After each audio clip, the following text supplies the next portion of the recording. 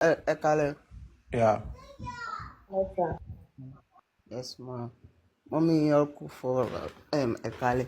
Um, ó kàn ní pọ́ìntì méjì kan mo kàn fẹ́ tí mo fẹ́ call attention mọ́mí Kufaru sí, which is the previous surah tí ẹ show.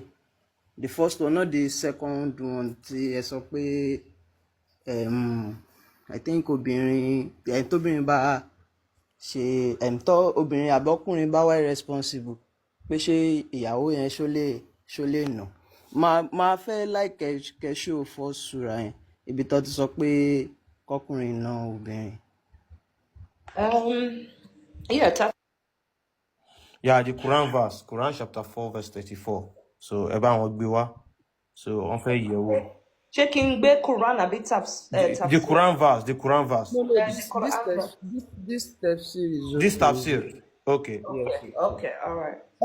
From he said beat them.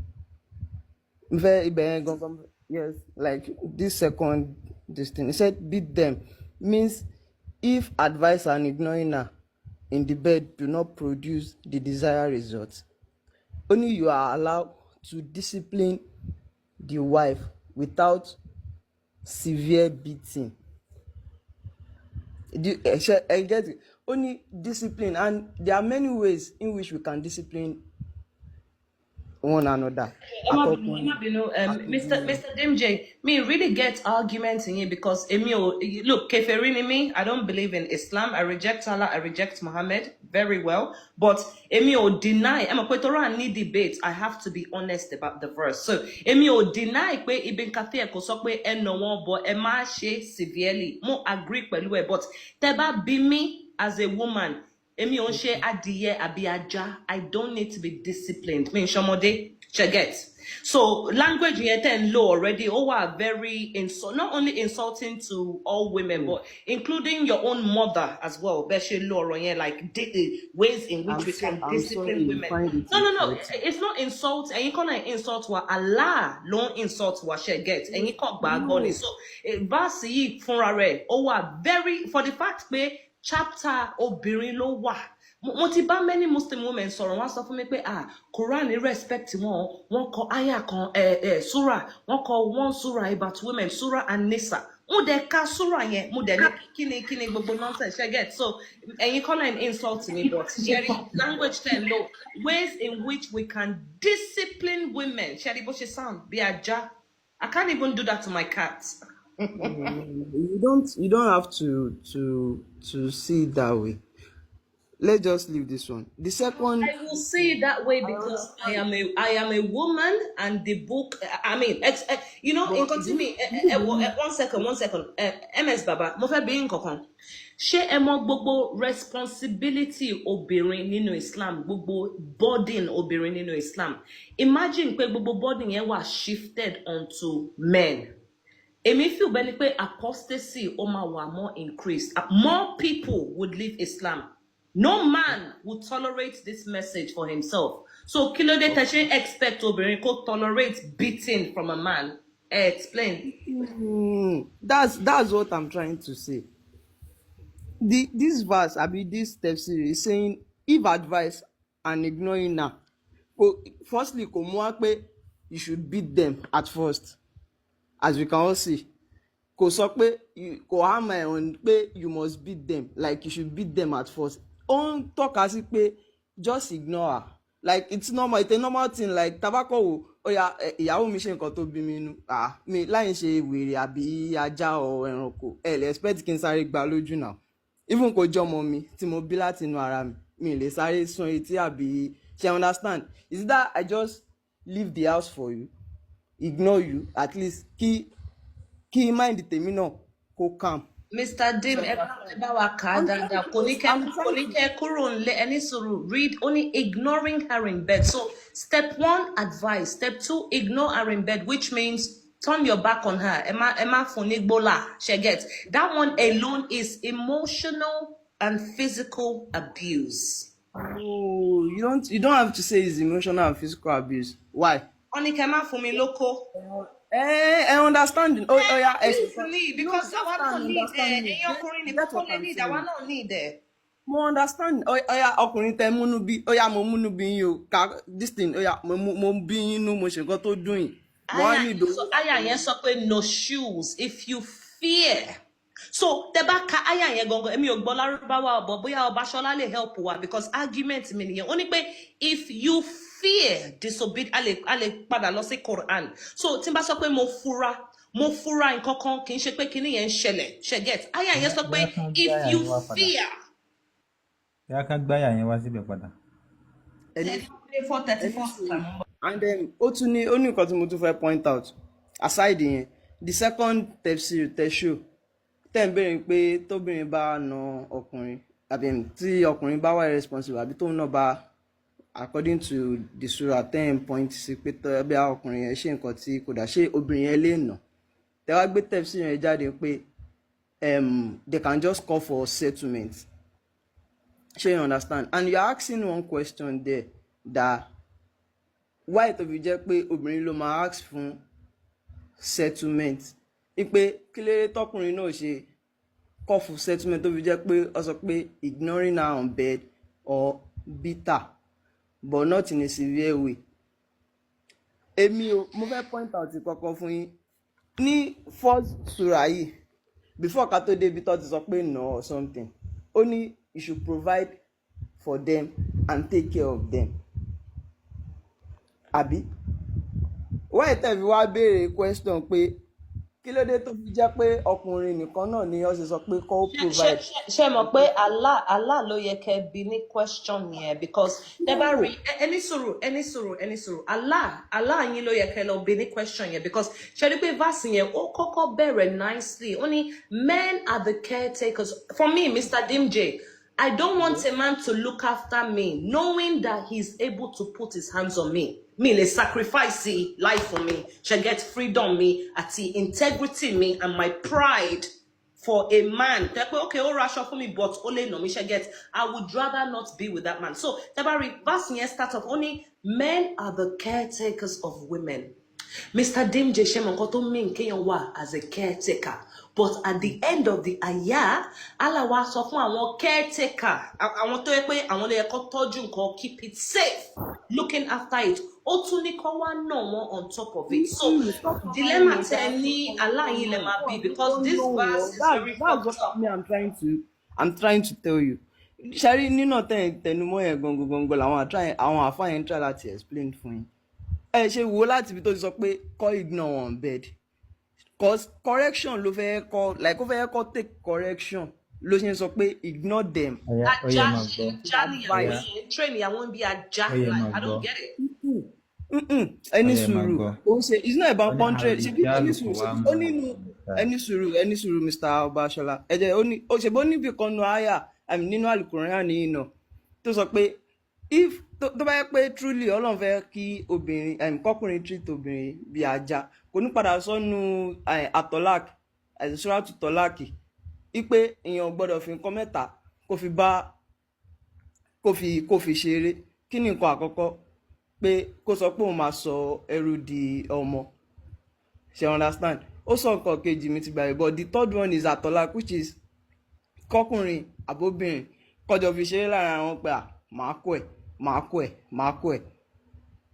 ṣé ẹ̀ ń get the point mi. Ẹ má gbé lọ sí Surah Al-Talaq. Allah sọ pé ẹ lè nà ìyàwó yín yes or no. Ẹ jẹ́ Mr. Dimj because nǹkan tẹ̀ ń ṣe ní ìsìn ẹni sùúrù. Nǹkan tẹ̀ ń ṣe ní ìsìn it's a little bit annoying because èmi náà lè kàwé. Mo lè take shahada, mo lè sọ ashahadu wa la ilaha illallah wa shahadu Muhammadan Rasulullah. Èmi náà ti di Muslim nìyẹn kò take much ṣe get. So ẹ jọ̀ọ́ ẹ má insult intelligence wa ṣe understand. Awaka tafsir, any suru, round up 10 seconds. Awaka tafsir, aka Quran. Afe establish this God of the Quran, Allahu Akbar. Shoni Kelly, so fun àwọn Muslim men pe it's okay, ken no yawo yin, yes or no. Eja conclude. Go need story because when you are telling too much story and the evidence is right in front of you, you sound guilty already. It's like you're hiding something. Emma, I'm what not angry. deceptive? That's what I'm Be trying to say. transparent. Come. Give us the hack. Everyone hack. Everyone din. Show us the din of Allah. But why is it that it's just that Yes. beating? Be severe. What of that severe? Without severe beating, hammer lórí àwọn. MJ, Like I'm there are some telling you, things. as a woman, ẹbí ẹni obìnrin tó wà ẹjọ́ àwọn obìnrin ṣé without Wait, severe beating ma, ma, ma. Let me ask. Let me ẹni ask you a sùúrù ẹni question. Let me sùúrù ask you a question. ẹ má ẹ ti Calm. bí ní question ẹ jẹ́ kí n answer now. Ẹ jẹ́ sọ fún yín àwọn obìnrin tẹ́ wà nínú comment section ẹ jọ̀ọ́ genuine question, you don't need to answer to support me, yeah? Without severe beating ṣé ẹ sì fẹ́ kí ọkàn yín ná yín? Which woman? I don't me Benipe Emma contention is feed me poison. It's like you are forcing my mouth open king gba poison. Timo de rí pé poison ni o. Mo rí pé ti fogun sí kíní yẹn o. Ẹ wá fẹ́ kí n mú. Ẹ yé ma gaslight wa now. We the women we are telling you we don't want to be beaten. Simple. Severe or not, because in koti aláyín gbàgbé psychological effect kìíní. Ó gbàgbé pé ó máa jẹ́ kóbìnrin lose confidence, lose integrity, lose even her physical looks. Go and look at women in abusive relationship. Ṣé gbogbo gbà tí ọkọ àti ìyàwó bá argue, ṣé ọkọ yẹn máa rántí, wait o, ẹ jẹ́ má gbà púpọ̀ jù o, aláàtí sọ pé you will not think about that in the heat of the moment. Bí kíní yẹn ṣe ń ṣẹlẹ̀, or bóyá disagreement ń ṣẹlẹ̀. So ẹ má fún wọn ní bullshit. We don't want to be beaten.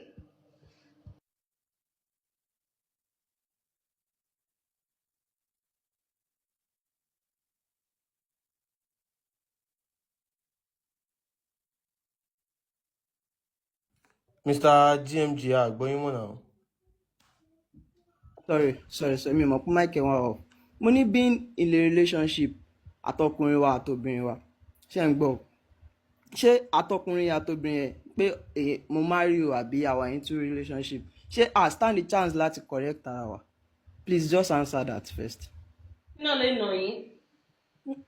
Answer. Ṣé mo lè correct yín pé mo fẹ́ yín àbí màá ti ń jọ wá? Ṣé mo lè correct yín? And of course you can correct me one being ṣé obìnrin ẹni sùúrù nǹkan tẹ́ máa ṣe pé ẹni sùúrù nǹkan tẹ́ máa ṣe right ẹni sùúrù nǹkan tẹ́ máa ṣe right now tó máa jẹ́ kó fẹ́ ni wípé ẹ fún wa ní àyà Quran tó advice obìnrin náà tó sọ fún wọn pé ok o tó bá jẹ́ ọkọ yín ṣe bákan sí yín o ẹ ignore ẹ because tẹ́ bá wo tafsiri yìí ẹ jẹ́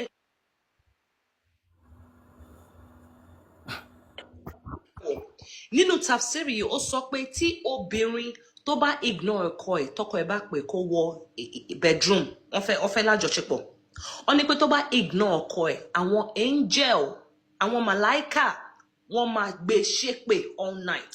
So Oti already any suro that's hadith. Oti already take away option here. So a Muslim woman cannot refuse her husband of sexual intercourse unless she's sick or she's on her menstruation.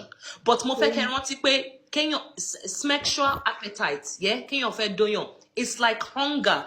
One day you feel really hungry, you eat a lot. Other days you don't eat a lot. Kì í ṣe para yín ò yá, you are just not in the mood. But nínú Islam, tára wọn bá ti yá, tí wọn bá ti ṣe nǹkan oṣù, a Muslim woman cannot refuse her husband of sexual intercourse because Allah and the angels might curse her all night. Now, mo wá ń bi yín, ẹ fún mi ní àyà tó sọ pé èmi náà lè uppercut yín. Mo ti kàwé yín more than twice. Gbogbo argument, gbogbo dáwà tẹ́ ń ṣe kò lè help yín. Mr. Dimje, ẹ lè rí shit on the floor. Kẹ́ wá purposely kẹ́ step inside it. But tó bá ti di Islam, nǹkan tẹ́ máa ń ṣe nìyẹn. You throw your morality away for this Arabian idol. You're a young man. You know it's wrong to hit your wife. But because you want to defend your slave master, the Arab slave master religion, Wawa belittle array, you are supporting domestic violence. How many Muslim women go through this? Oh, gao, tori Allah wa kubar, tori jana to gbe wa fún yín. Gbogbo yín de di dondi, ẹ fẹ́ ronú mọ́. God damn. ẹni tó bá fi lè mú yàn tí wọ́n fi lè kọ́ mọ́sálásí tí wọ́n fi ní ilé Ọlọ́run ni tí wọ́n fi nílé Allah ni. So dá mi kí ló fún wa lẹ́fídẹ́ǹsì wípé kùránì yẹn gan kì í ṣe pé èèyàn ló kọ tó sọ pé ọ̀rọ̀ Ọlọ́run ni. ẹni sùúrù Quran tí ó sọ pé ọkọ even Bible àbí nǹkan ṣé àwọn èèyàn náà kọ́ ló kọ ni ṣe báwọn èèyàn ló kọ náà ẹ má misinterpret kìíní yìí ó so wà ó so simple ẹ má yẹ ká lọ. kì í ṣe Ọlọ́run ló ní nìyẹn náà. So Ọlọ́run ò ní ní nǹkan kó tún wá ṣẹ̀ṣẹ̀ máa rán yàn bí kán bó ń kọ́ so torí ó lè dá nǹkan rẹ̀ sí fúnra lára rẹ̀. Tí bá translate ẹ̀ ibi nǹkan tí ẹ̀ ń translate ọ̀rọ̀ Allah fún wa. Àwọn kan ní ó ṣẹ̀ṣẹ̀ wá translate rẹ̀ kó lè bá yé yín dáadáa. tó bá translate ẹ̀ báwo lẹ̀yin ṣe fẹ́ understand nípa sọ pé bt or no be or ignoring or something. Báwo lèyìn ò sì lè understand fúnra lára rẹ̀ nígbà tó jẹ́ sí pé Ọlọ́run fúnra lára rẹ̀ ló ní brain yẹn nígbà tí ń dá brain yẹn kò pé Ibn Kathir kalẹ̀ nígbà tí ń dá brain yẹn but nígbà tí etí sóhun ló ní lójú ó jásí pé nìkan náà ni ó lè wá ẹsẹ̀ mọ́ explain rẹ̀ fún yín. ẹni sùúrù báwo lẹ́yìn tẹ kìkì ẹni sùúrù nǹkan tẹ́kọ̀ọ́ sọ yìí ṣe mọ̀ pé ti divert kúrò lórí ọ̀rọ̀ yìí ẹ jẹ́ fún yín ní instance kan káàzù mú pa wà ní school I'm very sure everybody tó wà ní bẹ̀rẹ̀ lọ school àwọn school lecturer take wà ní course kan àdèmá ní head of class àbí nǹkan àbí class rep I don't know ṣé immediately tí lecturer yẹn bá ṣàlàyé course yẹn àbí topic àbí one of that particular module tó ṣàlàyé ni gbogbo student tó wà ní class náà máa pick. Compare lecturer yìí ò lè ṣe kún fàyà kún lecturer yìí kò sọ pé òun dá Adam and Eve lecturer yìí kò sọ pé òun wà all knowing lecturer yìí kò sọ pé òun ló dá giraffe àti elephant ò ṣẹ́rí ẹyẹ máa compare Allah to mere mortal kò make sense ṣẹ́rí pé comparison yẹn make sense it's like comparing a Toyota to a Ferrari. What are you doing? That's a bullshit comparison. Allah is all knowing. He created everyone according to you. Ṣẹ́rí pé standard yẹn different. Lecturer sọ pé òun mọ everything. Lecturer gbéwé wá ìwé tó gbé wá kì í ṣe pé òun ló mú wá personally. It's the school board. Wọ́n jọ máa agree ni. What are you talking about, bro? How old are you? Bro, mommy Kufru, just calm down. Calm.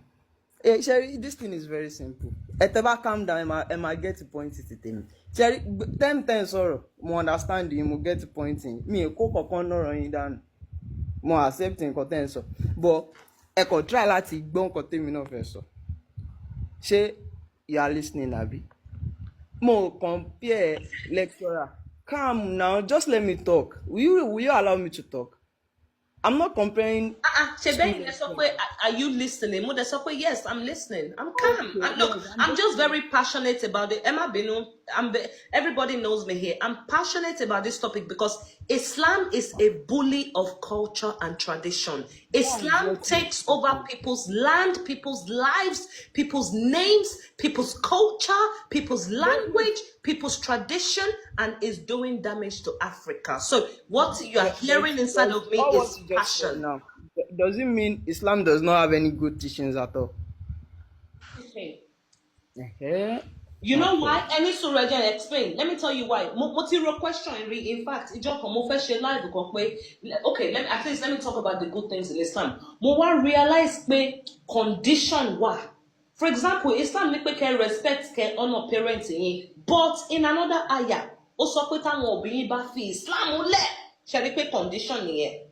Ẹ má bá wọn ṣe mọ́. Ṣé get? So, mi lè sọ pé good.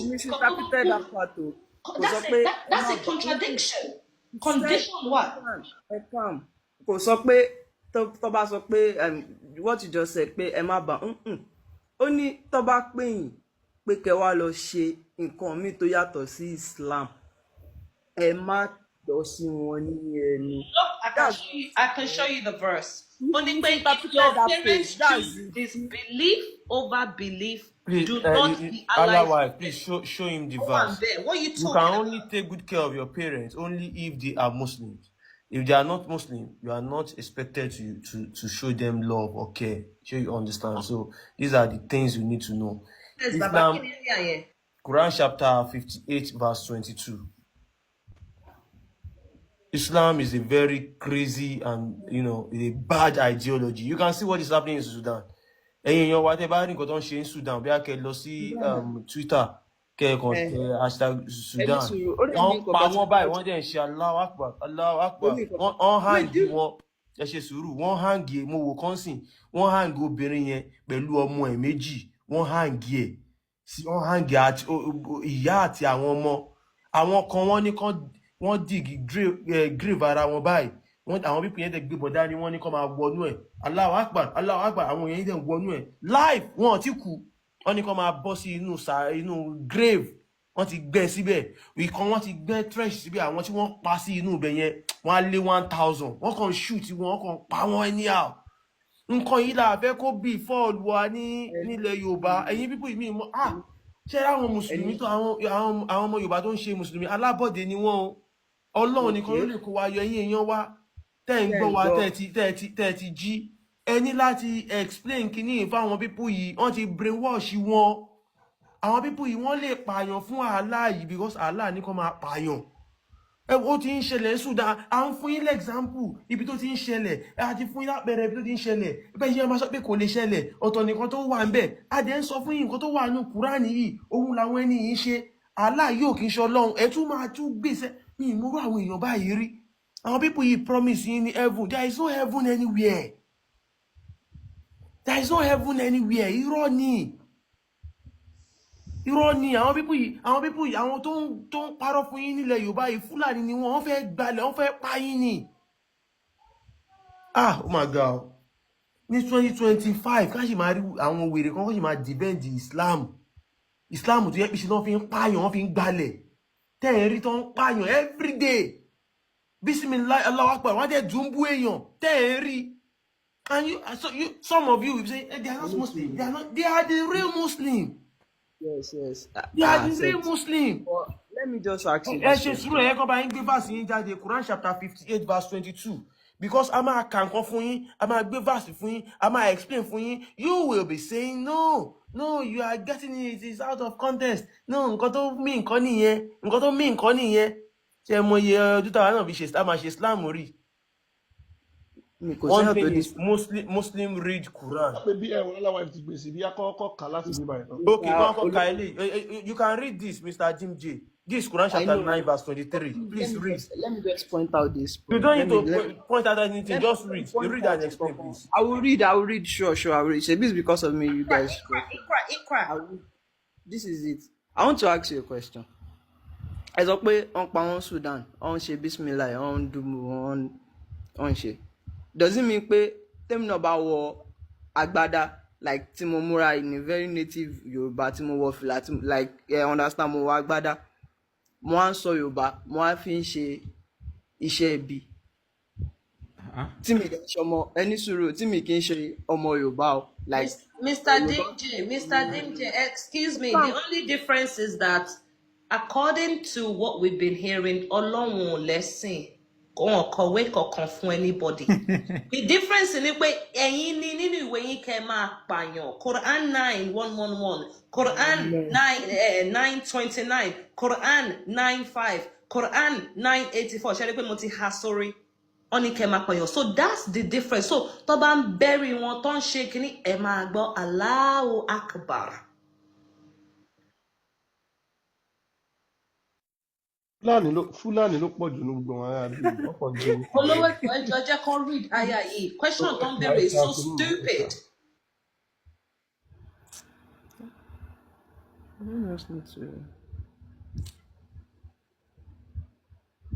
Bro, but your question is a bit silly. It's very silly. Because how do you mean? Jews àti Christian can come as some jizya.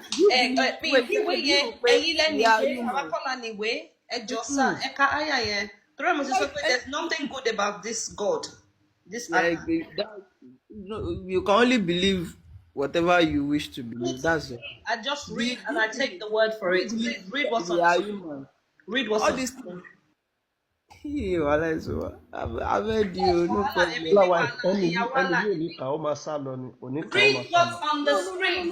Hurry up. It's not about pé ẹni yìí ń sálọ àbí nǹkan. Just come. Ẹ má dá mi dúró, èmi ọmọ bàbá lówó. Ẹ jọ̀ọ́, ẹ kàwé. Ikra. Yeah, you just get the fuck. Eh? Alọ mo ti ní kò lè lè kà àwọn òbí dàtà ló bì.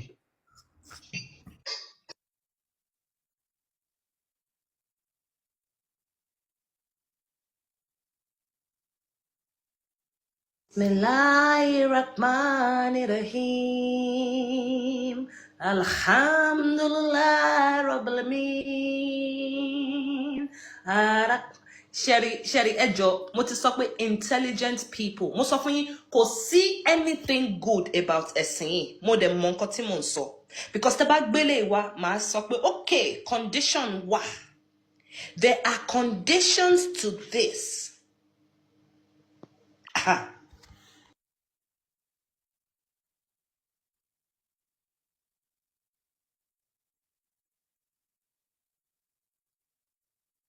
Good ṣe wà ń bẹ̀. Ẹ kalẹ̀, Good. ẹ kalẹ̀, ẹ kalẹ̀, mú kí n. Ẹ kalẹ̀. Hello? Then Mr. Gold. Kalẹ̀. Ẹ̀dá ṣe ń gbọ́ mi. Hey, thank you for the gift, God.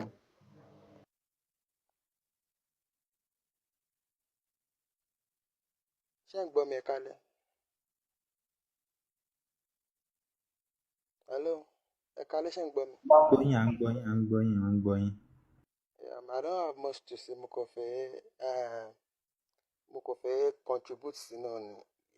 You are all doing the right things. So you are doing the right things and mo dey find this checking point program who are very meaningful and very I don't just know but just to put the people in the right way and láti máa mislead them from their father's land because a lot of people are going astray about what we call religion. So, and this is the best we can do to bring them back to the track. So, keep it up, iṣẹ́ lẹ́ ń ṣe, and I really appreciate it. So, every time tí bá wà online, I'm following láti wà pé mo wà because a lot of people. But kò tẹ́mi kọ́ rí bẹ́ẹ̀ ni wípé èèyàn dàbí container. So, ẹ mọ̀ container báyìí sẹ́yìn. Tẹ bá rọ wine síbẹ̀, tẹ rọ ọtí síbẹ̀, tẹ rọ kóòkì síbẹ̀, tẹ rọ oríṣiríṣi síbẹ̀. By the time tẹ fẹ́ dà síta, so odor yẹn ò ní dà. So bí èèyàn ṣe rí nìyẹn. So with what people has been contaminated with, kéèyàn tó lè fọ̀ wọ́n mọ́ pé kó tó padà sínú right way, ó máa take a lot of time and iṣẹ́ tó máa gba iṣẹ́, ó máa take a lot of hard work láti fà wọ́n padà because most people ṣì máa wà adamant like pé kò sí nǹkan tó ń sọ. Why? Comment section yẹn olówó èkó gíran láwọn tó wà comment section yẹn gíran. Ẹ ṣe Mr. Good ẹ ṣe so ẹ jẹ́ kí ẹlòmíràn gbóhùn sókè. Alright, ẹ ṣé gan. Ẹ kalẹ̀ o. Ẹ kalẹ̀ o. Kátàárọ̀. Àwọn ẹ kú iṣẹ́ náà. Èmi ní pé kèmi dúpẹ́ lọ́wọ́ yín ni fún iṣẹ́ takuntakun tẹ́yin ṣe. Mo really appreciate. Ọlọ́run á túbọ̀ wà ràn yín lọ́wọ́. But èmi wá ní ìbéèrè o. Okay. Mo fẹ́ bi àwọn àǹfààní wa tó bá lè rí ìdáhùn sí àwọn kìnìún pé kí ló dé tó yẹ pé wọ́n máa ń kọjú sí gábàs tó bá fẹ́ kírun tó yẹ pé gbogbo kan tó bá ń ṣe wọ́n máa ń kọjú sí because wọ́n sọ fún wa pé àwọn ọ̀bọ òrìṣà bọ́ àwọn ọ̀bọ kìíní bí akẹ́lẹ́ bá wa bí wọ́n ìdí tí wàá tẹ́lẹ̀ pé ojú kan ni gbogbo máa ń kọjú sí tẹ́ pé wọn ò lè tó bá ti face direction ẹ̀yọkan yẹn wọn ò lè kírun and tí wọ́n bá rí símbọ̀ àbí kí wọ́n ti ń pe àwọn ọ̀rọ̀ tó máa ń wò lójú sọ́mọ́ àbí àwọn nǹkan bẹ́ẹ̀ bẹ́ẹ̀ tí wọ́n fi lè kírun but wọ́n sọ wá pé wọn ò bọ òrìṣà àwọn nǹkan tó ń ṣe yẹn báwo ló ṣe jẹ́ tó dẹ̀ ṣe ìbọ̀rìṣà ẹ bá bí wọn nǹkan tẹ́mi fẹ́ mọ̀ nìyẹn. Okay, ṣé ẹ fẹ́ káwọn afa answer káwa tó answer pẹ̀lú evidence? Àwọn àǹfààní yẹn náà ń fẹ́ kọ́ bá wa dáhùn ẹ̀ pé wọ́n ní kì í ṣe ìbọ̀rìṣà kọ́ dẹ̀ fún alẹ́ wọn evidence. Okay, all right. Very good question, by the way. Thank you. Alpha, we have Mr. Al Mubarak. Okay. Mr. Al Mubarak. Ekalesa. mo ṣe engine mo ti join program lálẹ́ but mo do TikTok mo rí pé the program is still on just feel like okay let me continue. Okay, ṣé ẹ gbọ́ question tí ọbìnrin very good question.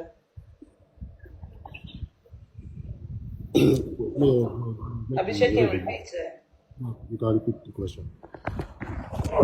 Wọ́n lè wà sókè kọ́ repeat ara wọn because bó ṣe phrase ẹ̀yẹn ó wà very important. Mi ìfẹ́ sọ nǹkan tí wọ́n sọ. But on the only thing number one, why do you have to face the Qibla? So taba notice taba fẹ́ ṣe salah yín àbí nǹkankan gbogbo àwọn Muslim ẹ máa ń face Saudi Arabia ṣe get number one. And number two wọ́n sọ pé ẹjọ́ ariwo yẹn pọ̀ number two kí lọ́kàn náà lówó ikọ̀ wọ́n ní pé mo ti gbàgbé nísìnyí wọ́n ní pé. wọ́n bá fẹ́ gbàwẹ̀ tọ́mọ máa wo bí ẹni tó yes. wọ́n ṣe máa wo. Okay, we'll get the question. Àkọ́kọ́ náà, as Muslims, we are one and Islam brings us together. So Qibla, the layman meaning for Qibla is direction.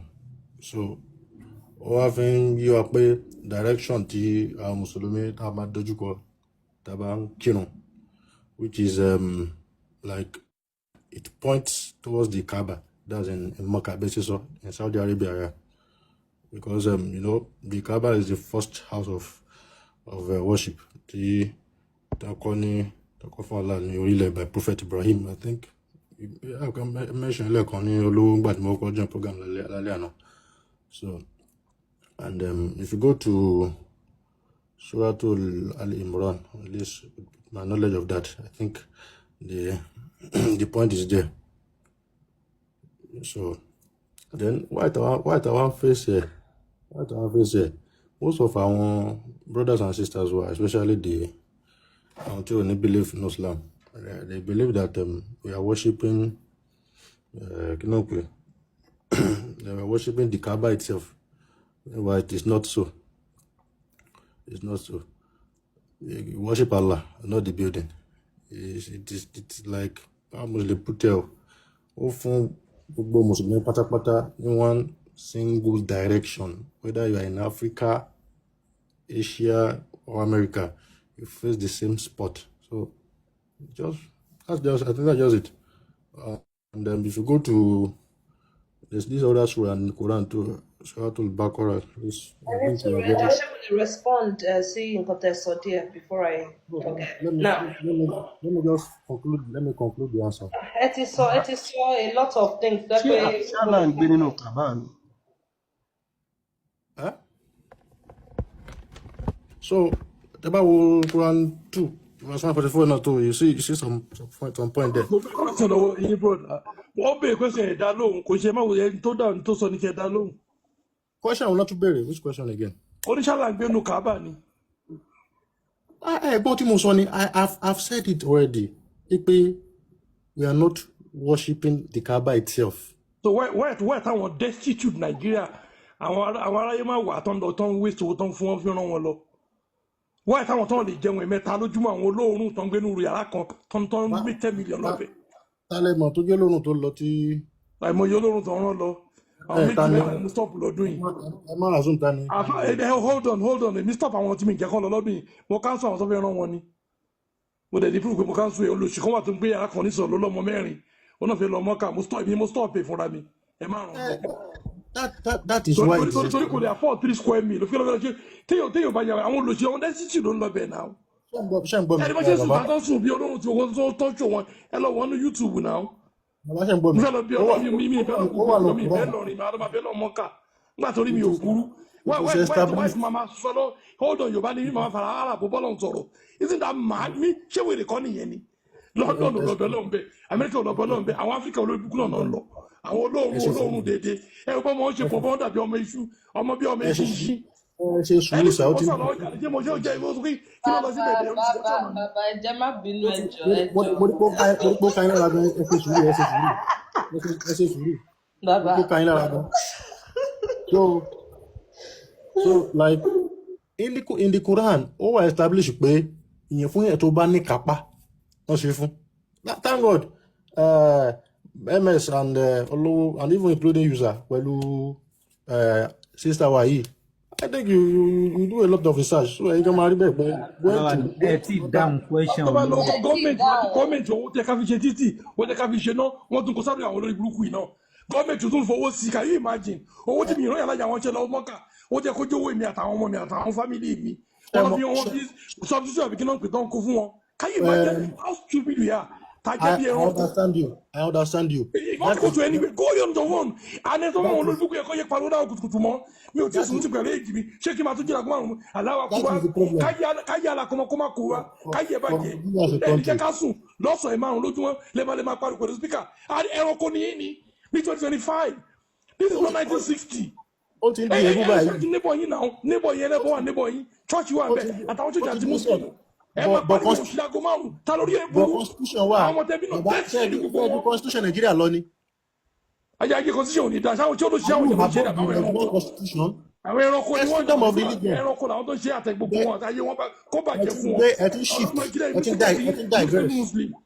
My sister, mommy of all kufar, Baba is digressing because constitution wà fún freedom of religion. mo ṣàlàyé fún ẹni tàbí ọ̀dọ̀ ọ̀dọ̀ digress.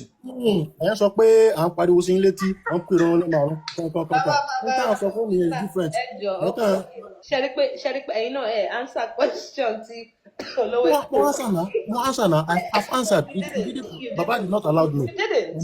Olówó Èkó ẹ jẹ́ kí n bá olówó Èkó tó ń béèrè again. Olówó Èkó ní ṣé Káàbà yẹn ni Allah ń gbé ni. Mo ti dáhùn mo ní rárá. It is just a building. Kí wá ló dé tẹ́ máa ń pè ní Baytullah? We are not worshiping the Kaaba itself. Kí wá ló dé tẹ́ máa ń pè ní ilé Allah? Kí wá ló dé tẹ́ máa ń pè ní ilé Allah? Yeah, because Allah is the first half that was established like for the mankind. Nǹkan tẹ́ máa bèèrè lọ́wọ́ ni pé kí ló tó bá lọ sí Kaaba wọ́n máa ṣe Allahumma bàbá eki Labbaika Allahumma labbaika. A fi ń ṣe àfọmọ́fọ́lọ́ ni. Look at the meaning of that. Allahumma labbaika. Ẹ̀dẹ̀ ní kò gbé bẹ́ẹ̀ ẹ̀dẹ̀ tó ń sọ pé ẹ wá jẹ́ pé rẹ̀. Like okay now let me calm down. Ẹ jẹ́ kí n tú explain fún yín dáadáa. Ẹni sùúrù olówó Èkó bí yín lédè pé síbẹ̀ ní ń gbé ẹni rárá bọ́tẹ́ bá ti débẹ̀ ẹ máa ní làbáìkà mo wá jẹ́ pé rẹ mo wá jẹ́ pé rẹ ẹni tí ò gbé bẹ̀ tẹ́ ẹ̀dẹ̀ tó ń sọ pé a wá jẹ́ pé rẹ. Ọ̀ya à ń gbọ́ yín. Now question tí bàbá tí olówó béèrè mo ti answer Ọlọ́run ò gbénu Kaaba or anywhere in head mo ti sọ the truth is that like there is nothing like Allah.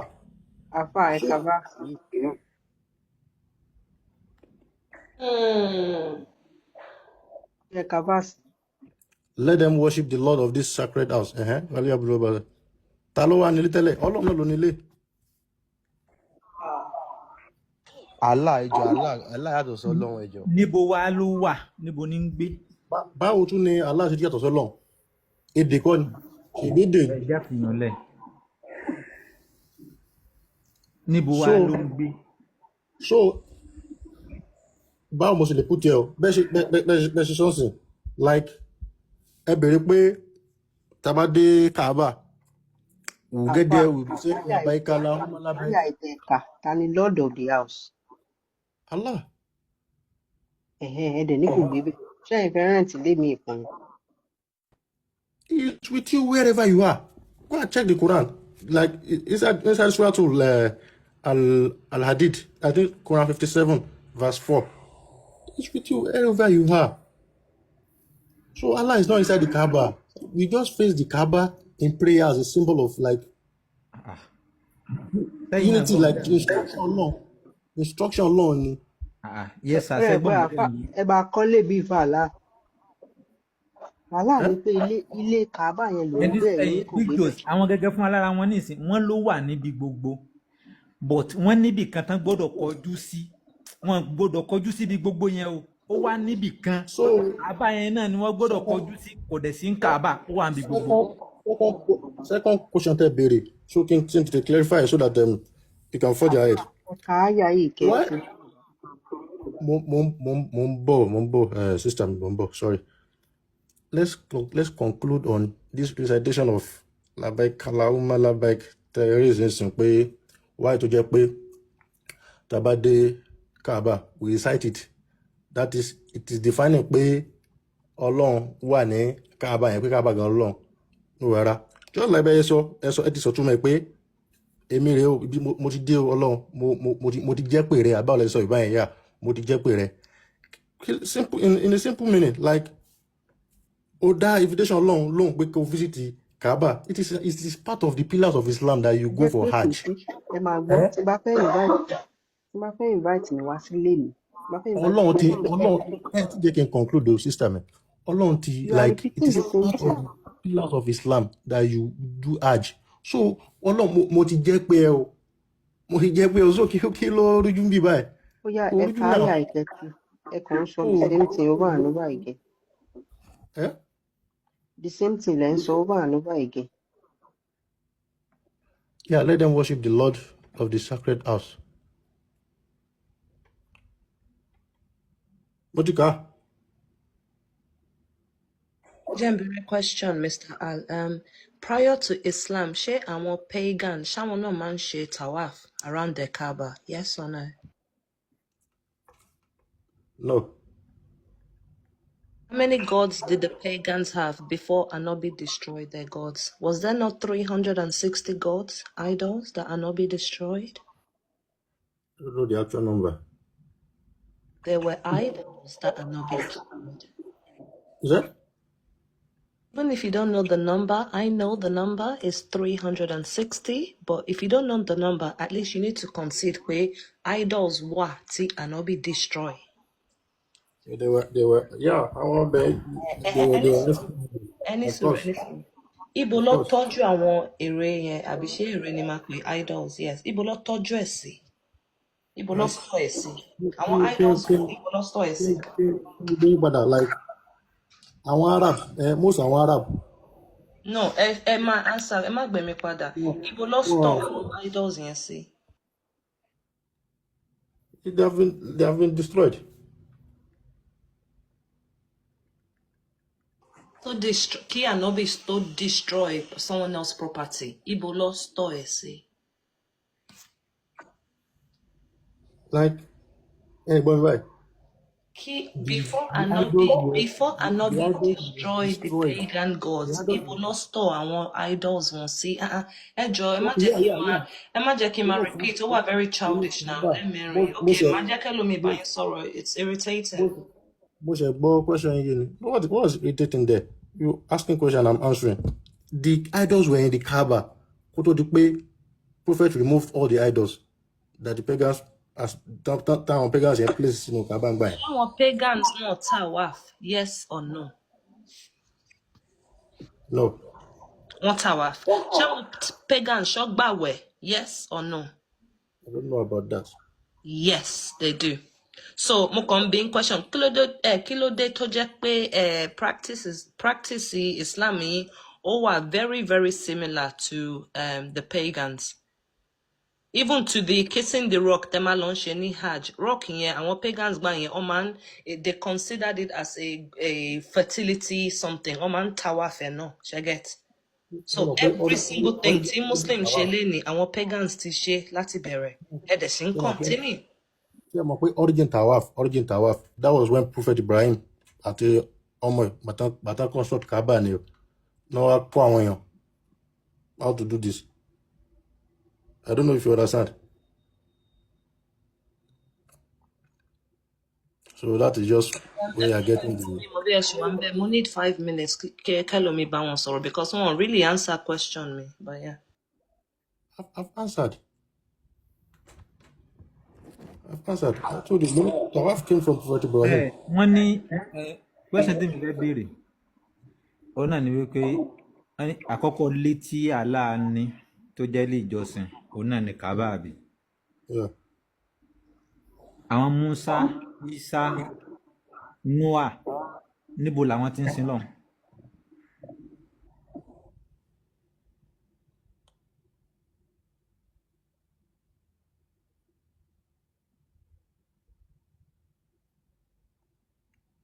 Ṣáà pass bẹ́ẹ̀. You get the question tó béèrè yẹn. nígbà tí káàbà jẹ́ ilé àkọ́kọ́ tó jẹ́ sí pé ilé ọlọ́run ni tó jẹ́ ilé àkọ́kọ́ so àwọn Musa Isa Noah Ayuba gbogbo wọn yẹn níbo wá làwọn ti ń sin lọ́hùn. Like, let me just answer it very simple. During Prophet Muhammad Gongongololon fi Islam ràn. You understand? So Prophet Noah ó ti ṣègbésí ayé ẹ̀ before Prophet Ibrahim. So the Kaaba has not even yet been built then. Òun kàn sin Ọlọ́run directly, like Allah is worshiping directly wherever he was. So there was no specific Qibla then because mo pẹ́ fẹ́ lọ́pọ̀ báyẹn. So òun kàn believe no Tawhid, which is one of the pillars of Islam, worshiping Allah alone without any partners. And if you go to the Quran, it is stated in, I think, Surah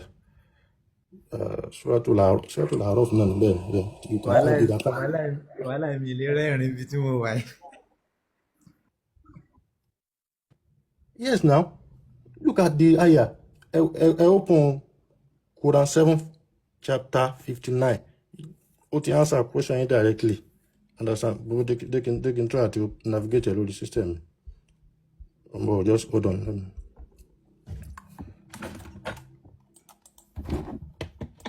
ẹ tó lọ ẹ máa gbé àyẹn jáde. And Ibrahim So who was the first Muslim then? Motiri, and we certainly sent Noah to his people, and he said, "Oh my people, worship Allah. You have no deity other than Him." So, what should they do? Responsible for him. But then he was only worshiping Allah directly. ẹ ti dáhùn question mi o. Are you with me now? ẹ ti dáhùn question mi. nígbà tí káàbà jẹ́ ilé Allah tó sì jẹ́ sí pé àkọ́kọ́ ilé tó jẹ́ ilé ìjọsìn nìyẹn. Yeah. Mo ti dáhùn. mo wá ń béèrè wípé Noah ẹni sọ èmi pé Noah ní ìsìn ó ṣáájú Abraham. Ó ṣáájú Abraham. ẹni sùúrù tí gbogbo wa sì mọ̀ wípé tẹ́yìn náà sì ń sọ tẹ́yìn náà ń sọ ní ìsìlámù ní tẹ́yìn sọ ní Al-Qur'an ni pé Abraham ló kọ́ Káàbà. ẹ̀yin náà dẹ̀ sọ wípé Káàbà yẹn làkọ́kọ́ lé Allah. Tó kọ́ sórílẹ̀. Bó o wá ní Noah níbo ló ti ń sin Allah, níbo ló náà ti ń sin, ẹ jẹ́ ká pè ní torí pé Abraham náà ọmọ tán Noah ọmọ tán pè ní Allah, so Islam ló kàn sọ ogun di Allah, ẹ jẹ́ pé bẹ́ẹ̀ pé níbo lòun náà ti ń sin ẹni tó dá tó jẹ́ gẹ́gẹ́ bí ilé ìsìn tiẹ̀ náà pé ibi tí Allah náà ti pe òun náà pé ilé yìí ilé tèmi náà ni. Níbo ni Yusufu tẹ gbogbo àwọn yẹn wọ́n ṣáájú Abraham, níbo ni gbogbo àwọn yẹn níbo ni wọ́n ti ń sìn tó jẹ́ gẹ́gẹ́ bí ilé ìjọsìn tí wọ́n àbáwọn náà ní ilé ìjọsìn nígbà Káàbà nìkan ní ilé ìjọsìn ti gbọ́dọ̀ wà, kò gbọ́dọ̀ sí ilé ìjọsìn lọ́dọ̀ tàwọn náà. Yeah, the simple answer. Orí ní tó bá ti kọ́kọ́ ṣáájú dé ẹni tó ti kọ́kọ́ ṣáájú ó gbọ́dọ̀ kọ́kọ́ nílé ìjọsìn kan tó ti ṣáájú kan kíkan tó wá máa dé kímì tó wá máa dé kímì tó wá máa dé. Mo ti dé kí n tó dá yín lóhùn dáadáa kẹ́ farabalẹ̀ gbọ́ mi báyìí. Prophet Nuh wọ́n yẹn ó ti jíṣẹ́ tiẹ̀ before Prophet Ibrahim. So he lived long before Ibrahim gan dé. So the Kaaba has not been built then. Òun kàn máa ń sin Ọlọ́run directly ni, like wherever he was. There was no any specific direction kan tó ń face àbí nǹkan kan tó. He kàn ṣáà believed in the existence of Allah and he worshiped Allah alone without any partner. So, and then àwọn ọjọ́ tó lọ́run rán sí, which I have quoted for you in the Quran earlier, tí mo ní Surah Al-Araf, Quran 7:59, or ti quoted for you already. So where he said, ẹjọ talent tó wọlé Pauline àṣìmájẹkẹ sọ̀rọ̀ Alimubarak ẹ má bínú jẹ́ mo mọ̀ pé gbogbo kinní yẹn mo mọ̀ pé wọ́n brainwash yín ni but ẹ jẹ́ ká sòdodo fún yín. Noah, Abraham, gbogbo àwọn tó ti wá yẹn wọn ò worship Allah o. Ẹ ti rí wọ́n brainwash yín ni sà. Tẹ́ bá ti ẹ wo nǹkan tó wà lójú screen. Ṣé ẹ rí nǹkan tẹ́ ń sọ yẹn? You can only find it in Islamic tradition. Outside Islamic tradition, you can see outside Islamic tradition, the biblical and Jewish figure of Noah did not worship a deity named Allah. Kò sin Allah. Gbogbo kí ni tó kọ fún yín yẹn irọ́ ń gbogbo ẹ̀ àní irọ́ lẹ̀ ń gbé kiri sẹ́. Ẹyin bíbí. Ẹ tẹ̀sí eléyìí ò ń sọ̀rọ̀ AI ṣe bí Islam ló dé gbẹ̀yìn ṣe Judaism. Ẹ farabalẹ̀ sà. Ẹ farabalẹ̀ nǹkan tó máa ń sú mi nìyí. Judaism ló kọ́kọ́ dé wọn ò sin Allah. Ó dẹ̀ sọ̀rọ̀ Noah, ó sọ̀rọ̀ Jacob, ó sọ̀rọ̀ Abraham. Christianity tẹ̀lé kò sin Allah. How tẹ́yìn wá dénú Islam tẹ́ wá change gbogbo ẹ̀ sáàlá. Ẹ wo ẹ jí o. Allah wa ẹ̀fẹ́ you can continue. Èmi ò kọ́ kí n láì kọ́kọ́ máa parọ́. Copy and paste ní kíní. Wọ́n dẹ̀ change kíní yẹn sáàlá. A dẹ̀ ń sọ fún yín pé kẹ́ jí à ń fi hàn yín. Ẹ̀ tún máa jiyàn. Mi ò mọrú àwọn èèyàn yìí. Ṣé ẹ ti conclude? So èmi tiẹ̀ fẹ́ gbé àyà kan wá fún wọn tí ó ti ń dárúkọ gbogbo àwọn ànábì yẹn tó wá ní kí gbogbo wọn yẹn o ojú kan náà ni gbogbo wọn kọjú sí. So n tó fi lè wá mú gbogbo wọn tó fi lè kọjú sójú kan náà gbogbo wọn náà gbọ́dọ̀ nílé sìn. Gbogbo tí ń bẹ náà gbogbo yẹn yẹn irọ́ ni fàbú lásán ni gbogbo tí ó exist. Ṣé opinion ti yín nìyẹn àbí? Fẹ́ tó pọlọ rẹ bá kò sí yàtọ̀ pọlọ ò pé tó bá sì mọ 1+1 pọlọ ẹ̀ pé náà. Ẹ jẹ́ asáré wo kíní ilé bá wo big screen so a béèrè pé ṣé wọ́n ti ń tà wá fún Kaaba yẹn Islam tó bẹ̀rẹ̀. Ó ní similar of kissing known as Islamic at the Kaaba but the other idol placed near it. Not the black stone itself, but for example, Ibo la ti ń kà. What is where are the references to this article tẹ́ jáde? It's from Google now.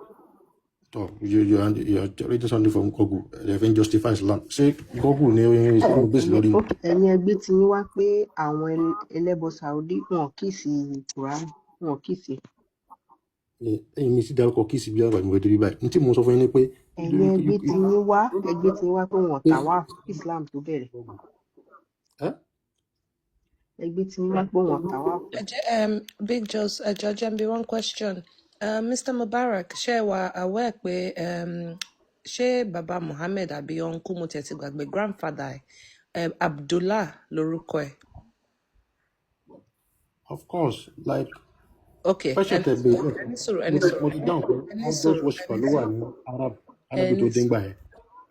Okay, so a gbà pé Abdullah lórúkọ ẹ̀. Ṣé Muslim ni Baba Muhammad? Kì í ṣe Muslim. Kì í ṣe Muslim. Kí ni meaning Abdullah?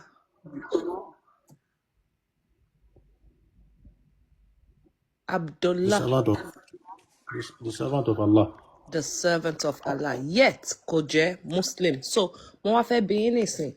Ta ni Jibril kọ́kọ́ deliver message fún according to Islam? Prophet Muhammad. So gbogbo àwọn other prophets tẹ́ máa mention yẹn kí ló tẹ́ máa mention ẹ̀ because tó bá jẹ́ pé Jibril ni Allah rán tó dẹ̀ ikra àmọ́ story yẹn ṣe get tí ayé ẹja bla bla bla stuff like that. So báwo lẹ ṣe máa ń consider all the prophets were Muslim? Kò make sense to me because Anobi ló kọ́kọ́ gba message from Jibril. She understand? So host is right. This is just indoctrination. I'm sorry because they really analyze the story and can make sense. So Ajembe for the last time, she Baba Anobi Abdullah she Allah ti worship nígbà yẹn ṣé is the same Allah you are worshiping today? Ànábì ò tiẹ̀ bá bàbá ẹ̀ láyé. No, mi ì sọ pé ó ba láyé but a mọ story ẹ̀ a mọ̀ pé pagan ni Abdullah yet still lórúkọ ẹ̀ ṣe get. So nǹkan tí mo wá ń bi yín ni pé nǹkan tí mo wá ń bi yín right now sir is that ṣé Abdullah yẹn slave of Allah yẹn pagan baba Ànábì right? Ṣé Allah tẹ̀yin náà ń jọ́sìn fún lẹ́ni nìyẹn? Okay, There are a lot of Muslims tó ń jẹ́ Abdullah. Mo wá trace ẹ̀ padà. So kì í ṣe pé orúkọ yẹn bẹ̀rẹ̀ pẹ̀lú Islam ṣẹ́gẹ́tì. It's because Arabic name ni. So mo máa ń remind àwọn èèyàn pé kò sí nǹkan tó ń jẹ́ Islamic name na Arabic name because the name pre-exists the religion. Ẹ ti answer ẹ̀. Ṣé mo nígbà yẹn during the program bó ṣe sọ àwọn